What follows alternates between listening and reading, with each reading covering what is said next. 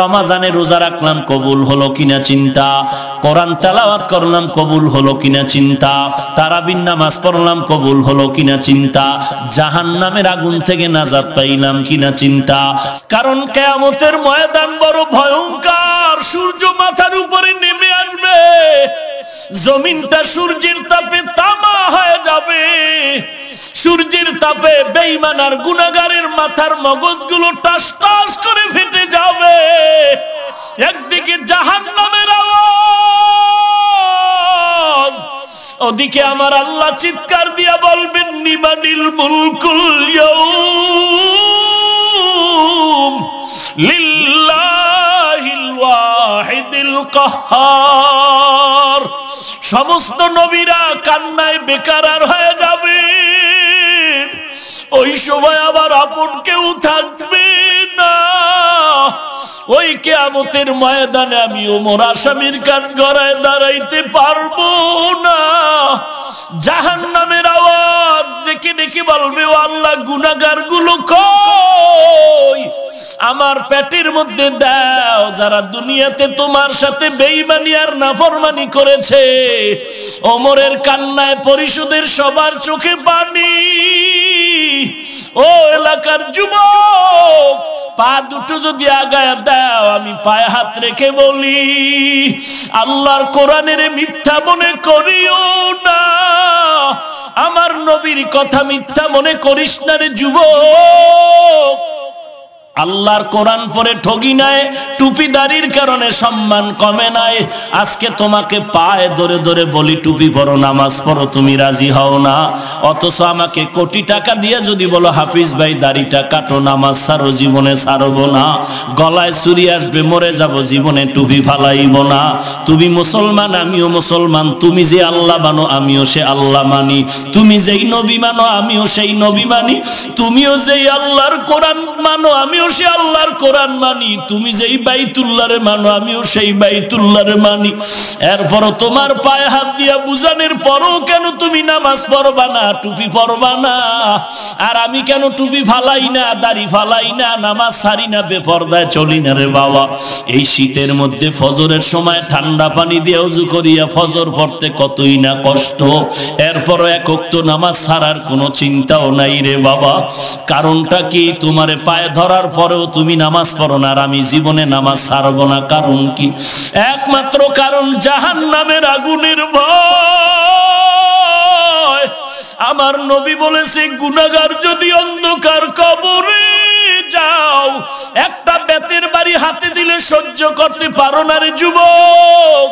গুনাহ নিয়ে কবরে গেলে কবরের দুই পার্শ্বের মাটির চাপ কেমন করে সহ্য করবি রে যুবক? সূর্যের গরম সহ্য করতে পারো না, ওই কবরে গুনার কারণে জাহান্নামের আগুন কেমন করে সহ্য করবি রে বাবা? পা দুটো যদি আগায় দাও, পায়ে হাত রেখে বলি, নামাজ ছাড়িও না। আল্লাহর কাছে তওবা করো। তোমার মতো যুবক স্কুলে পড়ে, কলেজে পড়ে, এক ওয়াক্ত নামাজ বাদ দেয় না, অভাব নাই। র‍্যাব, আর্মি, পুলিশ, বিডিআর বহু আছে, নামাজি অভাব নাই। তুমি কেন পারবা না? কোটি টাকার মালিক ব্যবসা করে, এক টাকাও হারাম খায় না, তুমি কেন পারবা না?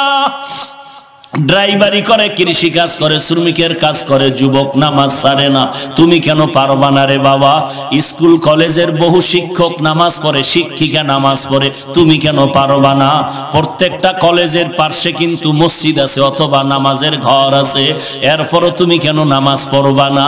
যদি বান্দা তুমি জাহান্নামের আগুন সহ্য করতে পারো, তো বয়ান শোনা লাভ নাই, গুনাহ করতে থাকো। আর যদি বালিশে মাথা লাগায় চিন্তা করো, না আমি জাহান্নাম সহ্য করতে পারবো না, তাহলে তুমি আল্লাহর ভয় নিয়ে তওবা করো, জীবনে আর নামাজ ছাড়বা না। মা বাবাকে কষ্ট দিবা না, দেশের বিরুদ্ধে ষড়যন্ত্র করবা না, জাতির বিরুদ্ধে কোনো ষড়যন্ত্র করবা না, আল্লাহওয়ালা ওলামায়ে কেরামের সাথে বেয়াদবি করবা না, পাঁচ ওয়াক্ত নামাজ পড়বা, সহিভাবে কোরআনটা শিখবা, আল্লাহওয়ালাদের সোহবতে চলবা, মা বাবার খেদমত করবা। গলায় চুরি আসবে আর নামাজ ছাড়বা না, জবান দিয়া কাউকে কষ্ট দিবা না, জীবনে কোনোদিন দেশ ও জাতির বিরুদ্ধে ষড়যন্ত্র করবা না। যদি বান্দা তোমার অন্তরে তওবা করার খাঁটি নিয়ত হয়, খাঁটি তওবার নিয়তে দুটো হাত আল্লাহকে দেখায় দাও। আয় আল্লাহ সবার হাত আপনি কবুল করে নেন, আমাদের তওবা কবুল করে নেন, তওবার উপরে মজবুত হয়ে চলার তৌফিক দান করেন, আমিন। ইয়া আইয়ুহাল্লাযীনা আমানুত্তাকুল্লাহা ওয়া কুলু কাওলান সাদীদা।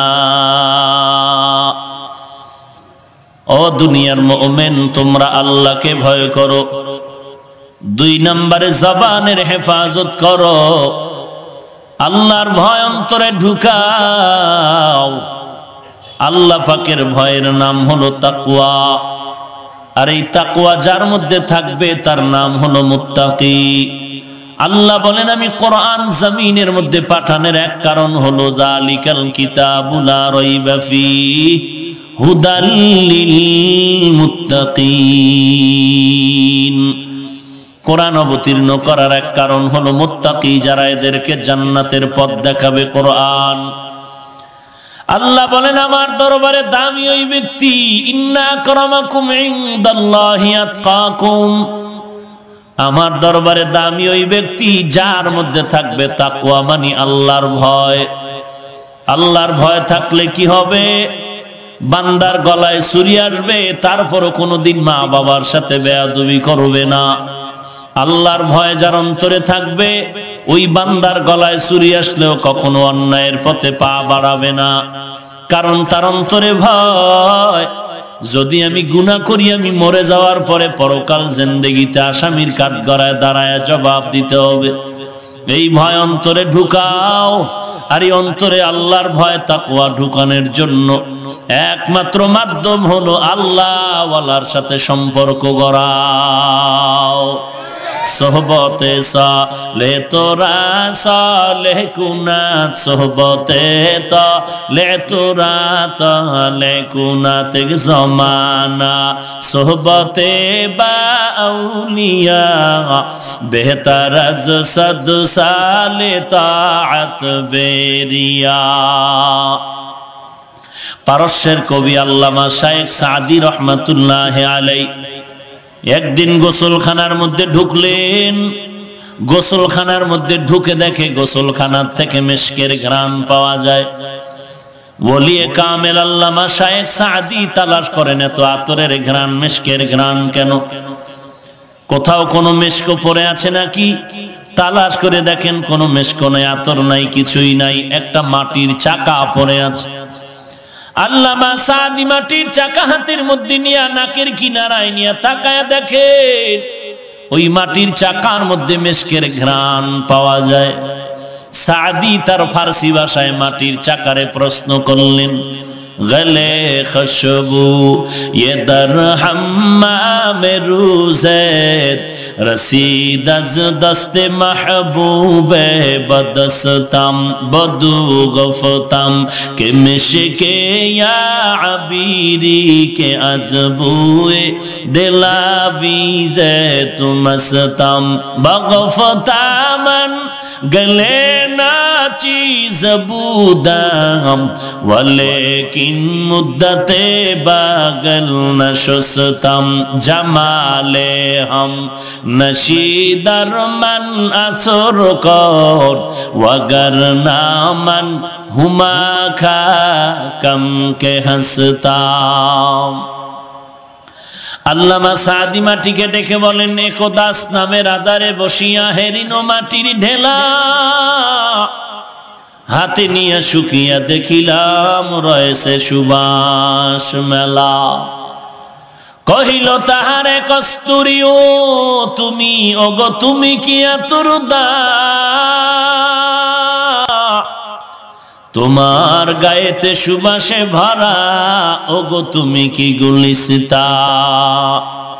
মাটি জবাব দিয়া বলে, কহিল সব কিছু আমি নহি, আমি অতি নিচু মাটি, ফুলের সাথে থাকিয়া তাহার সুবাসে হইলাম খাঁটি। এরে মাটি, তোমার থেকে এত ঘ্রাণ কেন? বলো তুমি কি মিশকো নাকি আতরদা? মাটি ডেকে বলেন, না রে সাদি, আমি মিশকো না, আতর দাও না, তবে আমার মধ্যে এত ঘ্রাণ কেন জানো? আমি একটা ফুলের গাছের গোড়ায় থাকার কারণে ওই ফুলের অ্যাকশন আমার মধ্যে ঢুকে এসেছে। আল্লামা সাদি বলেন, এরে দুনিয়ার মানুষ, একটা মাটির চাকা ফুলের গাছের গোড়ায় দীর্ঘ সময় থাকার কারণে ফুলের ঘ্রাণ যদি মাটির মধ্যে আসতে পারে, একজন দুনিয়াওয়ালা জাহান্নামের মানুষটা দুশ্চরিত্র মানুষ একজন ভালো আল্লাহওয়ালার সংস্রবে আসলে কেন বান্দা ভালো হতে পারে না? সোহবতে চলে তুরা সালেহ কুনাত, সোহবতে তলে তুরা তলে কুনাত জমানা, সোহবতে বা আউলিয়া বেহতার আজ সদ সালে তাআত বেরিয়া। কি ভাই সমস্যা কোনো? উঠা বসা করেন, আমি মোনাজাত দিয়ে দিব, কারণ আপনারও কষ্ট আমারও কষ্ট। প্রচন্ড ঠান্ডার মধ্যেও বসে আছেন, কষ্ট নিয়েও কিছু কথা বলতেছি। আগ্রহ প্রকাশ থাকলে কষ্ট হলেও যাব সামনে। উঠা বসা করে বিশৃঙ্খলা করলে দোয়া করে দিব। থাকবেন কিছু সময়, তাহলে কেউ তো উঠবেনই না, কাউকে উঠতেও দিবেন না, চেপে ধরে রাখবেন। আল্লাহ সবাইকে কবুল করেন। ইয়া আইয়ুহাল্লাযীনা আমানুত্তাকুল্লাহা ওয়া কুলু কাওলান সাদীদা। ভয় করব কাকে? এই ভয়ের নাম তাকওয়া, এই ভয়ের নাম খশিয়া, এই ভয়ের নাম খৌফ। আল্লাহর নবী বলেন আত-তাকওয়া হাহুনা, তিনবার নবী বলেন আত-তাকওয়া হাহুনা, আত-তাকওয়া হাহুনা। তাকওয়া অন্তরে থাকে, অন্তরে থাকে, অন্তরে থাকে। তাকওয়া কই থাকে? অন্তরে থাকার জিনিসটা দেখা যায়, বলেন। আত-তাকওয়া ফিত তাআ হুয়াল ইখলাস। তাকওয়া ইবাদতের বেলায় তরজমা হবে ইখলাস। ইখলাস কাকে বলে? আল্লাহ বলেন ওয়ামা উমিরু ইল্লা লিয়াবুদুল্লাহা মুখলিসিনা লাহুদ্দিন। তাসফিয়াতুল আমালি মিন তালাবি আওয়াজিন ওয়া গরজি আরজিন ওয়া রুইয়াতি রিয়াইন। ইখলাস এমন একটা আমল যেটা কোনো দুনিয়ার বিনিময়ে করবে না, আল্লাহর মোহাব্বতে করবে, কোনো উদ্দেশ্য নিয়ে নয়, বিনিময় ছাড়া করবে, আল্লাহর মোহাব্বত নিয়ে, দুনিয়ার গরজে নয়, কাউকে দেখানোর জন্য না। যা করব কার জন্য? ইন্না সালাতি ওয়া নুসুকি ওয়া মাহইয়ায়া ওয়া মামাতি লিল্লাহ ওয়া মামাতি লিল্লাহি রাব্বিল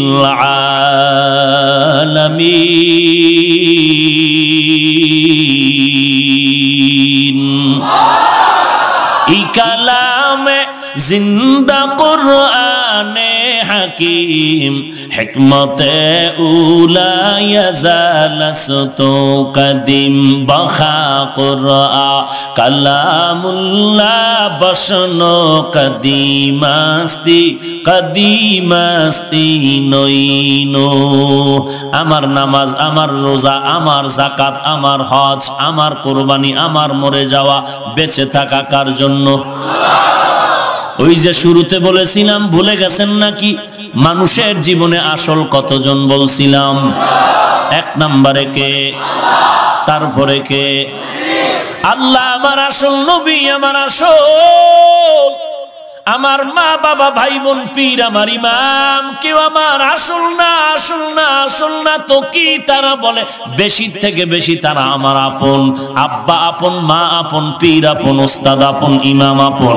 তবে এখানেও কথাটা ভুলবেন না, আমার পীর সাহেবকে আমি আপন মনে করি, আব্বা আম্মাকে আপন মনে করি। এই যে আমি ইমাম সাহেবকে আপন মনে করি কতক্ষণ, এটাও মনে রাখবেন। আমার পীরকে আমি আপন মনে করি ততক্ষণ, আমার পীর আমার আসল ঠিক রাখবে যতক্ষণ। আসল কে? তারপরে কে? অতএব আমি আমার পীরকে মানি ততক্ষণ, পীর আমার আল্লাহ এবং নবী মানবে যতক্ষণ। যদি দেখি আমার পীর আমার আল্লাহ মানে না, নবীও মানে না, ওই পীরকেও আমি মানি না। ভেজাল আছে কোনো? দালালি আছে, দলাদলি আছে, কথা ক্লিয়ার। আব্বা আমার আপন, পীর আমার আপন, আসল কে? আল্লাহ, আসল কে? নবী।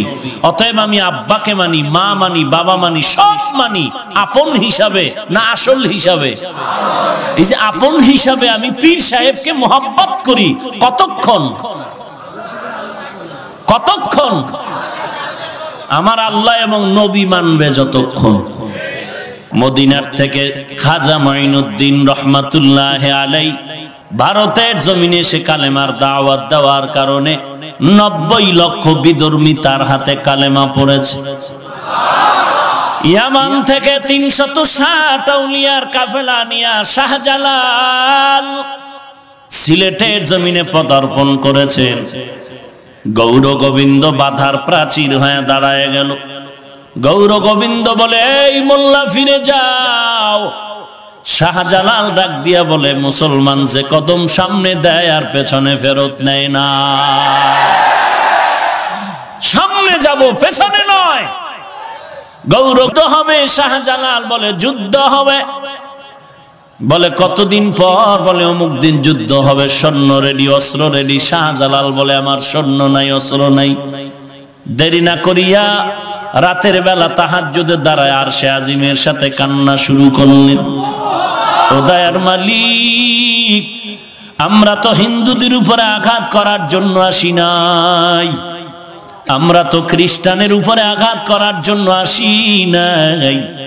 কারণ ইসলাম ধর্মে সব ধর্ম পালন করার স্বাধীনতা রাখছে, কারণ এটা পরীক্ষার হল। পরীক্ষার হলের মধ্যে সে উত্তর ভালো লাগবে তার যেই স্বাধীনতা, প্রশ্নের উত্তর যারা উল্টা পাল্টা লাগবে তাকেও সেই স্বাধীনতা দেওয়া হয়, বাধা দেওয়া হয় না। কারণ দেখা যাবে ফলাফলের বেলায়। আল্লাহ বলেন, এই ধর্মের উপরে কোনো জোর জবরদস্তি করে কিছু করা যাবে না। হিন্দু তার ধর্ম পালন করবে, কোনো বাধা নাই। খ্রিস্টান তার ধর্ম পালন করবে, বাধা নাই। এই জন্য বাংলাদেশে কোনো মৌলবী, কোনো আলেম ওলামা হিন্দুদের বিরুদ্ধে বলি না, খ্রিস্টানের বিরুদ্ধে বলি না। হ্যাঁ, যখন ইসলামের ব্যাপারে কথা কয় তখন আমরা জবাব দিতে বাধ্য হয়ে যাই। না হয় ইসলাম দিয়ে যদি দেশ চলে, হিন্দু বৌদ্ধ সব ধর্মের লোকেরা স্বাধীনতা আরো বেশি পাবে। দুনিয়ার সরকারও যেমন স্বাধীনতা দিয়েছে, ইসলামও তেমন স্বাধীনতা দিয়েছে। গৌর গোবিন্দের এই মোকাবেলায় শাহজালালের অস্ত্র নাই, কোনো মানুষ নাই। তাহাজ্জুদে কান্না শুরু। নামাজ পড়িয়া মোনাজাত করলেন, ও আল্লাহ, তুমি মেহেরবানি করে সাহায্যের ফেরেশতা পাঠায় দাও। নামাজ পড়ে মোনাজাত করে ফজরের নামাজের আজান শুরু হয়ে যাবে কিছুক্ষণ পরে। শাহজালাল সব আউলিয়াদেরকে নিয়ে বললেন, এই ময়দানের মধ্যে এমন একজন ব্যক্তি আছেন নাকি যে জীবনে জামাত ছাড়া নামাজ পড়েন নাই, যার জীবনে জামাত ছুটে নাই? নাসিরউদ্দিন নামের একজন ওলি কামেল দাঁড়ায় গেলেন আর বললেন, ও আমার শায়েখ, আমি নাসিরউদ্দিন জীবনে যতবার বালেগ হওয়ার পরে নামাজ পড়েছি, একটা নামাজও জামাত ছাড়া পড়ি নাই। শাহজালাল বলে, দেরি নাই, আপনার পবিত্র জবানে ফজরের আজানটা দিতে হবে। যখন নাসিরউদ্দিন নামের ওলি কামেল দাঁড়াইয়া ফজরের আজান দেওয়া শুরু করলেন, সাথে সাথে গৌর গোবিন্দের জমিনে ঝালঝালা শুরু হয়ে গেল। আজান চলতেছে, গৌর গোবিন্দের জমিন কাঁপতেছে, কাঁপতেছে। আজানটা শেষ হতে না হতে গৌর গোবিন্দ ধ্বংস হয়ে গেল। ওরে বাংলার মুসলমান, যারা জেহাদ করার নামে অস্ত্র নিয়ে দৌড়াচ্ছ, অস্ত্র দ্বারাও হত্যা করবা, এই দেশে ইসলামের বিপ্লব ঘটাইবা। শাহজালাল তো সিলেটের জমিনে বিপ্লবের জন্য অস্ত্র ধারায় নাই। এখনো তো আজান চলে, তাহাজ্জুদ চলে। তার আজানে যদি গৌর গোবিন্দের পতন হয়, তোমার আজানে কেন হয় না? অস্ত্র নিয়ে মাস্তানি করিস না, আমার মাওলার সাথে যোগাযোগ ঠিক কর। বিজয় দেওয়ার মালিক কে?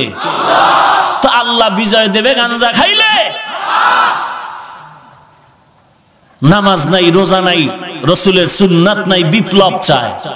তোর নিজের বডিতে তো ইসলামের বিপ্লব নাই, তুই দেশে বিপ্লব করবি কি করে? আগে নিজের বডির মধ্যে ইসলামের বিপ্লব ঘটাও, রসুলের তরিকা মতো চলো। ওই যে আইজিপি সাহেব একটু ইশারা দিলেন না, ওই হজে গেছিলাম গত বছরের আগের বছর, তো অনেক দামি দামি মানুষ ছিলেন বাংলাদেশের, যাদের ইশারায় গোটা দেশ চলে। তো এরা জিজ্ঞাসা করলো এই জঙ্গির উত্থান কেন? তো অনেক ওলামা একরাম আমরা ছিলাম, যে এরা প্রথম কথা বলে যারা ইসলামের বিপক্ষে এদের বিরুদ্ধে জিহাদ করো, জিহাদের কি পরিণাম ফজিলাত এইটা বয়ান, জিহাদ করলে এই লাভ ওই লাভ ওই লাভ। জিহাদ তো কলম দ্বারাও যেটা হয়, ইসলামের পক্ষে যারা কলম দিয়ে লেখে এটাও জিহাদ। আমরা যে বয়ান করতেছি মানুষকে শালীন ভাষায় জান্নাতের দিকে ডাকতেছি, এটাও জিহাদ। ওই মূর্খের গোষ্ঠী বুঝবে কি করে কোরআন হাদিসের ইলম না শিখলে?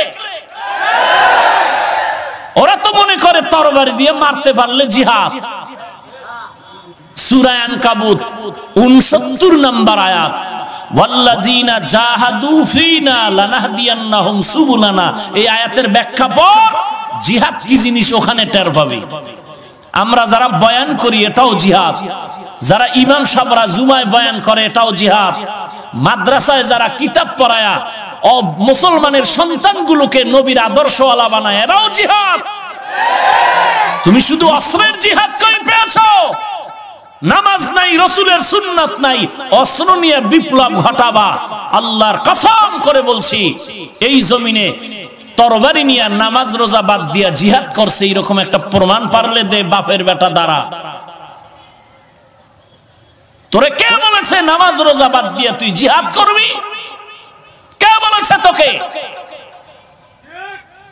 রসুল মক্কার 13টা বছর জিন্দিগি কাটাইলেন মক্কায়, কি পরিমাণ কষ্ট সহ্য করেছেন।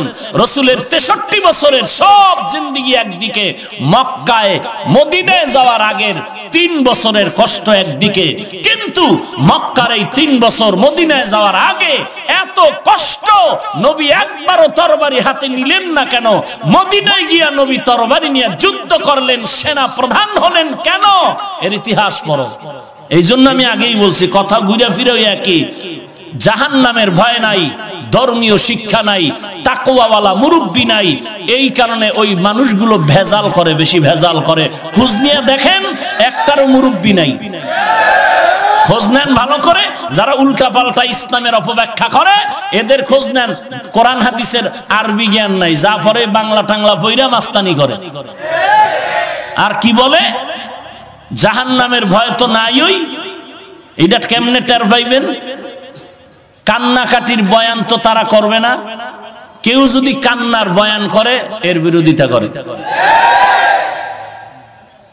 এই বুঝবেন যে এদের মধ্যে জাহান্নামের ভয় নাই। এক সোরায় কয় আমরা মানুষের দেখায় কান্দি না, আমরা গোপনে কান্দি।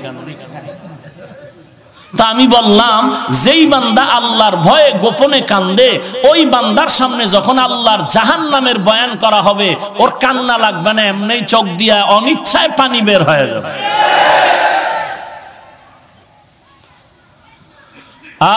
শরীয়তপুরের মানুষকে একবার বলছিলাম যে শরীয়তপুরে শরীয়ত গেল কই?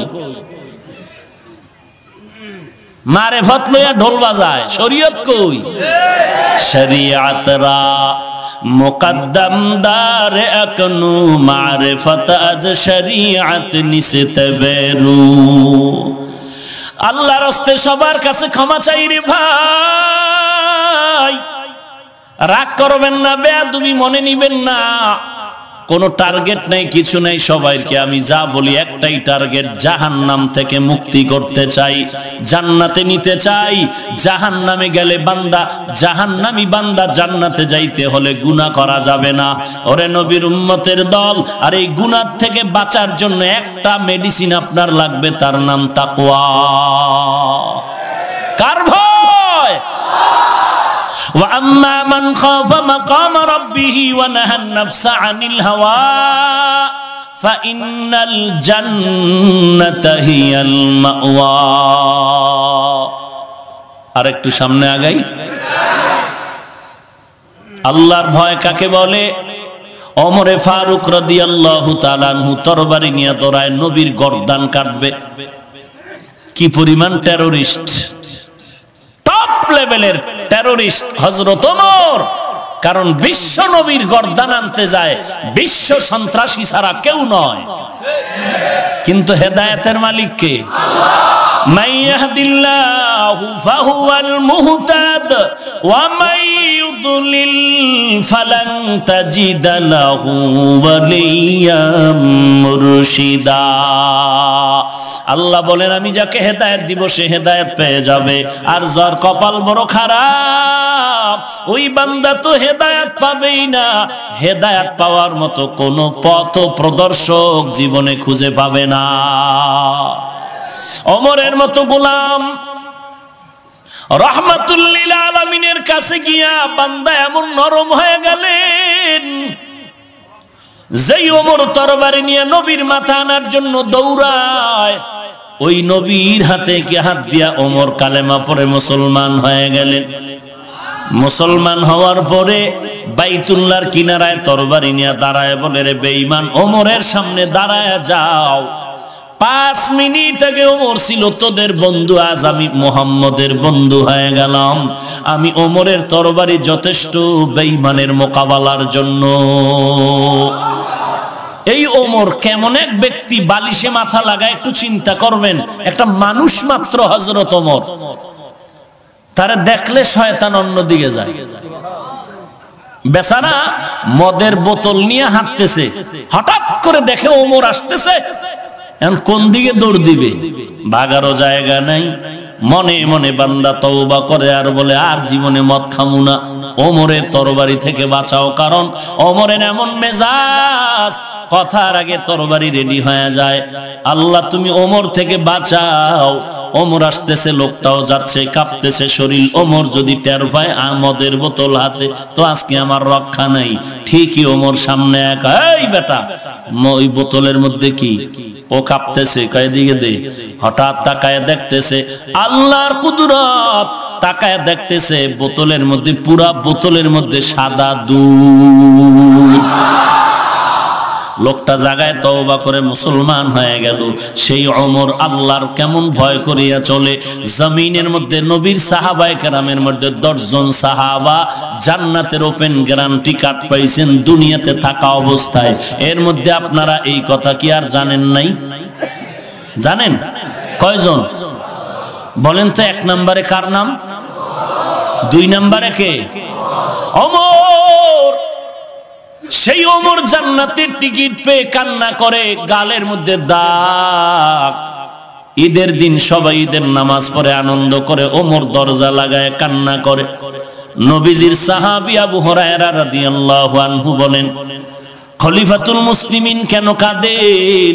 আনন্দ করবেন। বলে, আনন্দ তো ওই ব্যক্তি করবে যার কোনো চিন্তা নাই, পেরেশানি নাই। আপনার কিসের চিন্তা? বলে, রমাজানে রোজা রাখলাম, কবুল হলো কিনা চিন্তা। কোরআন তেলাওয়াত করলাম, কবুল হলো কিনা চিন্তা। তারাবির নামাজ পড়লাম, কবুল হলো কিনা চিন্তা।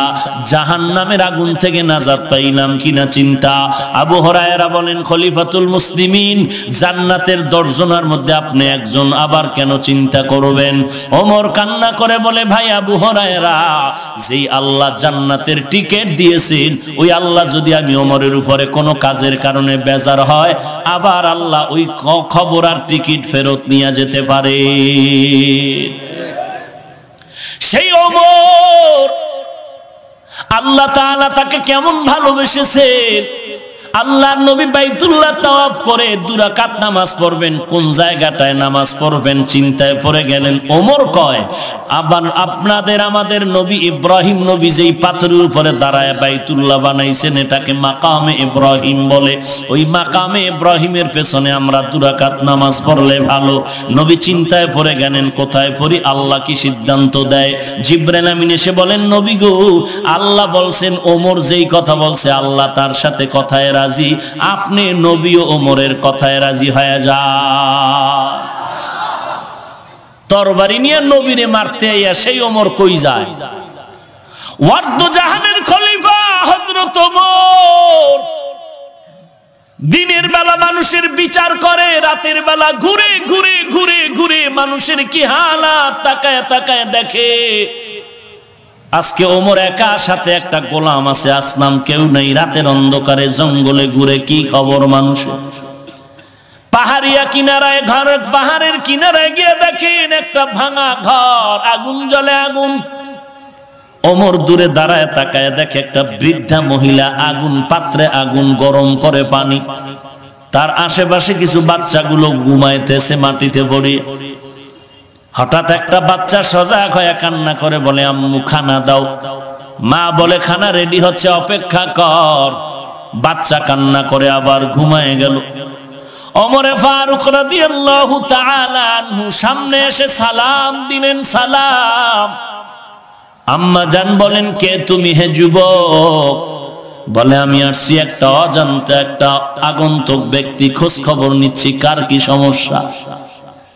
মহিলা জানে না এই ওমর। ওমরও বলে না আমি ওমর। মহিলা বলে ওই যুবক তুমি আমার কি উপকার করবা, তবে একটা কথা শুনো, আমগো দেশ চালায় নাকি ওমর নামের খলিফাতুল মুসলিমিন, তবে আমার মনে বড় কষ্ট। দুনিয়াতে পারলে তো পারলাম, না হয় কিয়ামতের ময়দানে ওমরের বিরুদ্ধে আমি আল্লাহর কাছে বিচার দায়ের করব।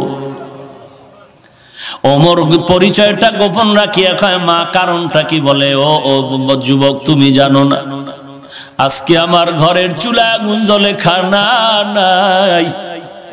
একদিন আর দুদিন না আমিও খানা পাই না, বাচ্চাগুলো না খেয়ে খেয়ে ধুকে ধুকে চামড়া পিঠের সাথে লেগে গেছে, মাটিতে পড়ে আছে। ওমর নিজের পরিচয় গোপন রেখে বলে মা অপেক্ষা করেন, আমি একটু উপকার করতে পারি কিনা দেখি। হযরত ওমর গোলাম নিয়ে চলে গেলেন বাইতুল মাল, অর্থ মন্ত্রণালয়। ওমর নিজের হাতে একটা আটার বস্তা রেডি করে গোলাম রে কয় রে ও গোলাম, এই রাতের মধ্যে আটার বস্তা মহিলার কাছে নিব, আমার মাথায় দে। আসলাম ডেকে বলেন খলিফাতুল মুসলিমিন, আপনাকে দেখলে শয়তান পালায়া যায়, আপনি অর্ধজাহানের খলিফা, আটার বস্তা আপনি নিবেন না? না আমি গোলামের মাথায় দেন। ওমর ডাক দিয়ে কয় আসলাম তুই কি চাও আমি আল্লাহর দরবারে আসামি হয়ে দাঁড়াবো? বলে না না। কয় তাহলে আমার দায়িত্ব পালন করার সুযোগ আমাকে দাও। গোলাম নিরুপায় হয়ে ওমরের মাথায় আটার বস্তা তুলে দিলে। অর্ধজাহানের খলিফা হযরত ওমর আটার বস্তা নিয়ে মহিলার বাড়ি হাজির। সালাম দিয়া বলেন আম্মা জান ভেতরে ঢুকেন। মহিলা ভেতরে চলে গেল। ওমর আটার বস্তা নামাইয়া নিজ হাতে রুটি বানানো শুরু করলেন। ওমর নিজ হাতে রুটি বানাইয়া এরপরে বলে আম্মা জান আটাও রেখে গেলাম, রুটিও রেখে গেলাম, রুটি খান, বাচ্চাদের দেন, আবার শেষ হওয়ার আগে খবর নিব। ওমর যখন বিদায় নেয় আল্লাহর বান্দি বলে যুবক একটু দাঁড়াও, আমি আমার কলিজা ভরে তোমার জন্য একটু দোয়া করিয়া দেই। আল্লাহর বান্দি হাত উঁচু করে বলেন মালিক, আমার দেশে যদি এই যুবকের ক্ষমতায় দিতা, ওমরের দিতা না। ওমর যদি না হয় যুবক হইতো তো আমগো দেশ বেহেশতের বাগান হয়ে যেত। হযরত ওমর পরিচয়টা গোপন রেখে বিদায় নিয়ে চলে গেলেন। পরের দিন মসজিদে নববীর মধ্যে পরামর্শ ডাইকা ওমর ডাক দিলেন, যাও একজন বার্তাবাহক ওই এলাকার মহিলাকে বলো খলিফাতুল মুসলিমিনের দরবারে আসতে। ওমর যখন লোকটাকে পাঠায় দিল, লোক গিয়ে যখন বলল যাও খলিফাতুল মুসলিমিন ডেকেছেন। মহিলা বড় ভাই গতকালকের ঘটনা বুঝি যুবক ওমরের কাছে বলিয়েই ফেলাইছে, আমার আজ ফাঁসি হয়ে যাবে। মহিলা এমন কান্নার আওয়াজ, সন্তানদের থেকে এবার বিদায় নেয় আর বলে মনের মতো মাকে দেখে নাও, আর জীবনে দেখা হবে না। আজ আমার খলিফাতুল মুসলিমিনের দরবারে হাজিরা হতে হবে, আমার বিচার হবে। কিন্তু এদিকে ওমরের কি হালাত, লম্বা একটা পাগড়ি হাতে নিয়ে ওমর দাঁড়িয়ে আছেন। উপস্থিত পরিষদের কেউ কিছু জানে না কি হালাত। মহিলা আস্তে আস্তে করে ওমরের দরবারে যখন আসিয়া তাকায় দেখল, আশ্চর্য, গতকাল রাতের সেই যুগ। আপনি এই পাগড়ির মাথাটা ধরেন আর একটা মাথা দিয়ে ওমরের গলায় পেঁচাইয়া বলে আমাকে রাস্তায় রাস্তায় টানেন, আর আমি ওমরের বিচারটা করেন। এমন ভুল যেন আর জীবনে না হয়। মেহেরবানি করে আবার বিচার করেন, তারপরও চাই দুনিয়াতে বিচার হয়ে যাক, কিন্তু হাসরের ময়দানে যেন ওই আসামির কাঠগড়ায় দাঁড়াইতে না হয়। কারণ কিয়ামতের ময়দান বড় ভয়ঙ্কর। সূর্য মাথার উপরে নেমে আসবে, জমিনটা সূর্যের তাপে তামা হয়ে যাবে। সূর্যের তাপে বেঈমান আর গুনাহগারের মাথার মগজগুলো টাস টাস করে ফেটে যাবে। একদিকে জাহান্নামের আওয়াজ, ওদিকে আমার আল্লাহ চিৎকার দিয়া বলবেন, লিমানিল মুলকুল ইয়াউম লিল্লাহিল ওয়াহিদিল কাহ্হার।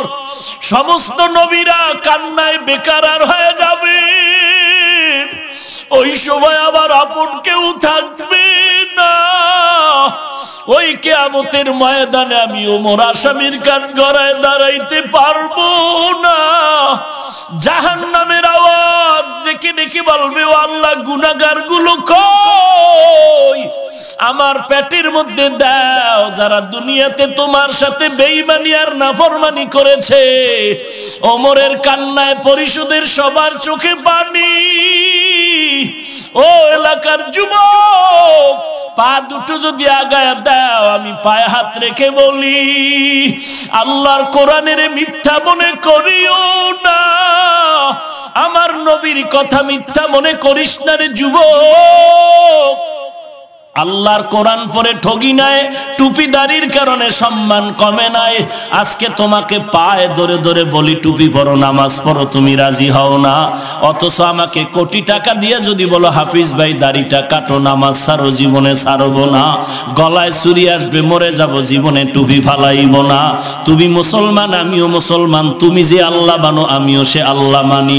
তুমি যেই নবী মানো, আমিও সেই নবী মানি।